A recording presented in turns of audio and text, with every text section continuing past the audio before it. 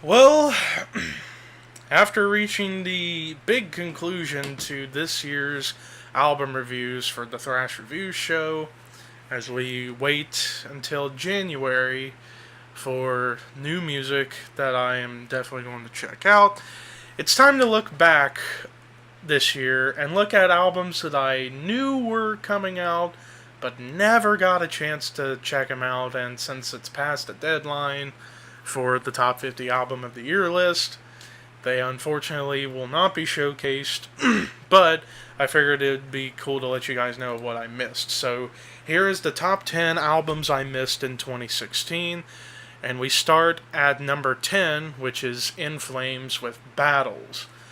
Now, this album came out a couple weeks ago, and I've always feel skeptical to check out newer In Flames albums, considering the fact that not a lot of people seem to be into this band anymore, and if they are, they mostly listen to their classic stuff from the early 2000s on back, back when they were a melodic death metal band and one of the pioneers of the genre before turning to alternative metal and quote unquote selling out, which I hate that word. Um, but yeah, I was wanting to check this out, but after thinking to myself, if I listen to this and it doesn't turn out to be an exciting album, then I'm probably going to end up bashing it. So I decided to not check it out.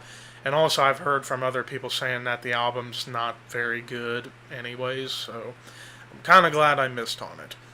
Number 9, we have Neurosis with Fires Within Fires. Now, I've always wanted to check out Neurosis because they sound like a very interesting band. After all, their lead singer, Scott Kelly, um, actually did guest vocals for Mastodon, and I think still does to this day.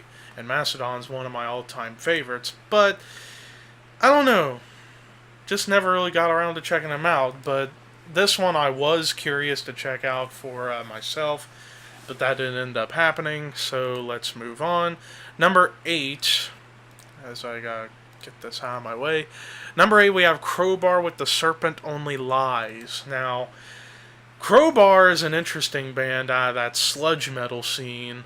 Kirk Winstein, frontman and guitarist. When I heard about this album, I was like, I might want to listen to this, but I just never got around to it. And also, so much was on my plate, I had to actually cut albums off of the list that I had of what I was going to check out to try and save time on other projects or at the time when I was working, and so on and so forth. So that's why I missed out on this one. Number 7, we have Woven War with Honor is Dead. Now, Woven War I always wanted to listen to because I do have a couple of As I Lay Dying albums, and we all know why As I Lay Dying's not around right now is because Tim Limbrestis is in jail. So the remaining members got with a new singer, formed Woven War, and they had their first album out a couple years ago, and from what I heard, it was pretty good. But on this album, from what I heard from some people, it was a big letdown in comparison to their first album. It's ironic. Their first album had like 15 songs. This one had a lot less, but this one was worse than the first one to some people, which was really weird, real wheelie. Okay, I'm turning into Elmer Fudd. Really weird.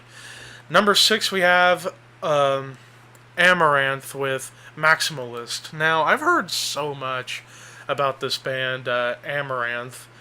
And to me, it's like I get that itch to want to check them out, but I just never think to myself, check them out. And yeah, it just slipped under my radar. Number 5, we have The Agonist with 5. Now, I have checked out a song from this album, and it was solid, but I don't know. To me, The Agonist kind of feels like there's something lost without Elisa White-Glues as the vocalist now that she's an arch enemy and has helped rejuvenate that band with War Eternal, which was a hell of an album that I reviewed a couple years ago. To me, it's like the Agonists just kind of lost their way despite a new singer, and I just felt not checking out the album would have been a smarter decision for me personally. Number 4, we have Destruction with Under Attack. This one especially, and the next one, I might as well spoil it. Number 3 being Sodom Decision Day. Both of these bands from that classic German thrash scene, and I'm such a thrash guy, but from what I heard of these albums, they were kind of not up to quality standard to like other thrash albums that have come out this year, like Metallica, Megadeth, Anthrax, Exhumer, Destroyer 666,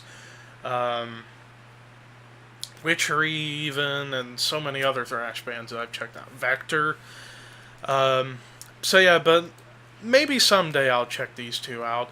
Number 2, Suicidal Tendencies with World Gone Mad. Again, it got to that point where I had to cut down some stuff to reach a deadline that I had planned in my head.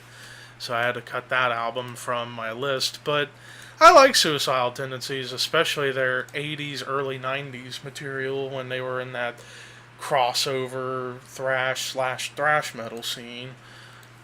And yeah, I just had to take it off because of that reason. And then number 1, Lacuna Coil with Delirium. This one hurts because from what I heard, this was a really good return. Well, not necessarily a return to form, but something new for Lacuna Coil. Kind of moving out of that alternative gothic metal vibe into a more symphonic gothic metalcore kind of vibe because of a lineup change.